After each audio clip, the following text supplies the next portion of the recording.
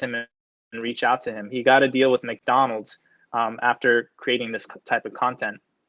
So he actually got me thinking a little bit differently about my content. And I did an experiment to see, can I capture the attention of brands by doing something similar, by flexing my skills and showing that I would be good for a brand to work with. So my video was, I went into an Urban Outfitters and I said, hey, I would love to shoot Urban Outfitters a free promotional video. May I shoot inside the store for about 30 minutes? And luckily they let me do it. So in this video, I shot them the best like promotional video I could do. It went viral on Instagram. It got about 3 million views.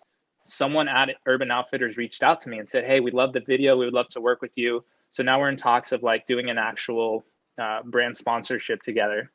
So just like that, I got the attention of a brand by using this approach of, let me showcase my skills, let me showcase my talent in a way that would be attractive to brands. Woohoo! That is so exciting. Congratulations. That was such incredible insight, honestly. I think that the way that you approached creating content for brands, but also making it your own, is so, so special. And it's definitely something that we take note of. We actually have a running Excel sheet. So whenever we see someone, we put them in the sheet, we tag all of the members of our team. And so whenever somebody has a project, it's really easy for us to reference. So I think that that's super cool. I do want to introduce a couple folks that joined us on stage real quick. We'll do some quick intros and then hop back into the monetization topic. Jo is here, and Jo, speaking of Chipotle, he's very familiar with that company. Jo, I would love it if you would give us a quick 30-second intro into who you are, and then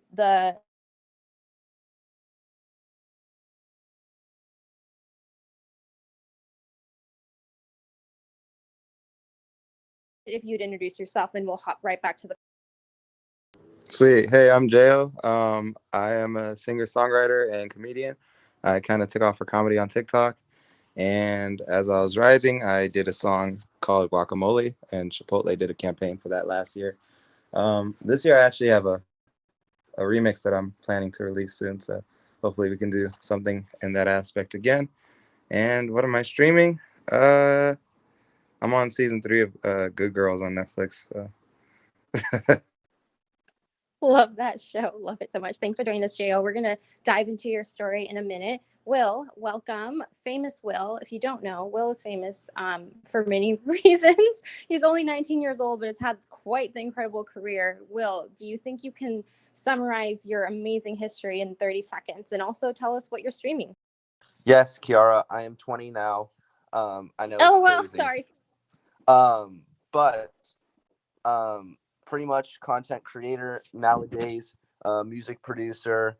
Got my start at the age of 12, kind of been in the social media world for 8 years now that I'm 20. And actually just finished Good Girls season 3. Sorry, Jo. I won't be spoiling it for you. But I am looking for some recommendations right now, preferably on the Netflix platform. Thank you. Love it. Thank you so much, Will. He runs an amazing karaoke room on this platform. It is one of my favorite times. So definitely check it out. It's so fun. Coming back to monetization. So this room is about monetization. There's a lot happening in the social sphere. There's more dollars being allocated to influencer marketing. Clubhouse is debuting a creator program where they're going to help creators monetize. Outside of Clubhouse helping creators monetize, so I recently came upon Dimitri and Chris, who have an amazing platform. And at first, when I heard of, honestly, like, I'm not a creator. Let me start by saying that. But being on Clubhouse has helped me think more like a creator. So they have this amazing platform called Koji. And like I mentioned before, I've been making money during this call. I honestly set it up yesterday, and it's similar. It's way better than a Linktree. It's super customizable. It's like Linktree on steroids, and people can tip you for your time on Clubhouse, which is honestly not something I thought was possible. I wasn't looking to monetize this app, but thank you. If you tip me during this call, thank you so much. It's really, really means so much to me. But Dimitri and Chris, can you help any creator in the audience, even if you're not a creator, like I just said, I'm not a creator. Can you talk about Koji and what it is and how it helps folks monetize their social media in ways they didn't even imagine?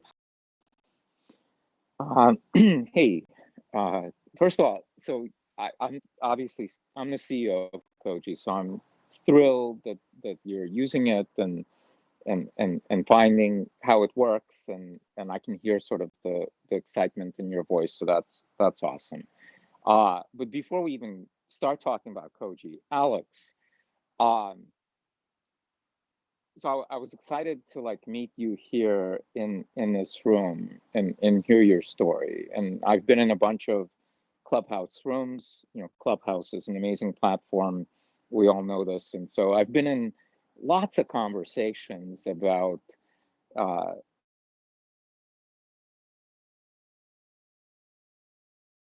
kind of how everything is changing. Man, you literally like blow me away with your ability to one, your story. Obviously, it's incredible stuff you do. I gotta admit, I actually didn't know about you till yesterday, and then I looked you up and watched a bunch of videos, and obviously found them compelling, like many other people. But anyway, I know I sound like I'm like this weird gushing thing, but uh, love kind of this amazing way you have of communicating the essence of, I think, what is next in social media, which is being thoughtful, strategic about what it is that you are doing. It's amazing. There are lots of people that can create, you know, amazing content. By the way, if I could take one step back, so before there was YouTube, 5 months before, I started pitching venture capitalists about a company called VO that I founded, that I ended up raising $70 million for over 5 years of its existence. But at that time, in January of 2005, when I pitched VCs, 4 months before YouTube launched, and I pitched them on the idea that people were going to want to create content, video content, and distribute it to the masses.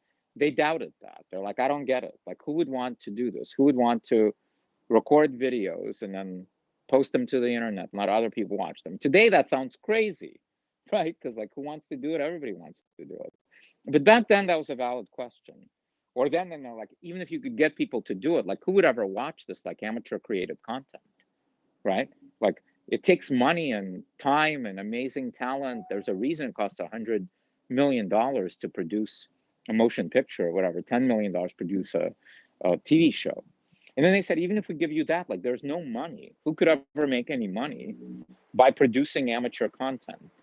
And I guess I've been in this space for so long. I've seen lots of people, and I think like your story is so clear and awesome. Is like here's who could do it, Alex, and sort of everybody that's in this room that's listening to this.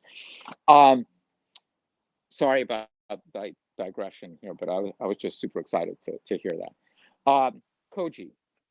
So, well, before this, I spent 4 years at Google, and I was recruited into Google. They chased me for like a year and a half. Finally, as I say, I succumbed to their advances and joined in May of 2012. And they had just launched Google Plus, and they were trying to figure out, you know, how to grow it and sort of what's next.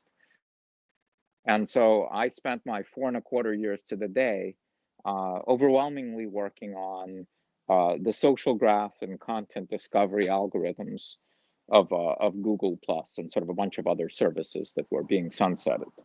And at that time, we certainly spent a lot of time thinking about what do creators need, right? Like sort of Google Plus was coming in late. Facebook was already huge. And by the way, was sort of seen as an existential threat to Google, potentially even to the search business. And that's why it was called Google Plus and not Google Social. It was Google sort of refactoring itself to be social aware on all its services. It was a major initiative. And as we sort of looked around and had, again, incredible resources to put against it of like what really makes something social and viral and connecting, and all of that. One was the social graph, the ability to connect people to each other and help them discover other people that they find compelling.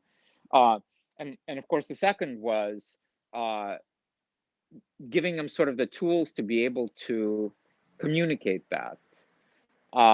And that's, by the way, why Google Photos was born, which I think is the best sort of photo storage, long-term storage, and potentially sharing service that's out there. And sort of a bunch of other things. Google Hangouts and other things came out of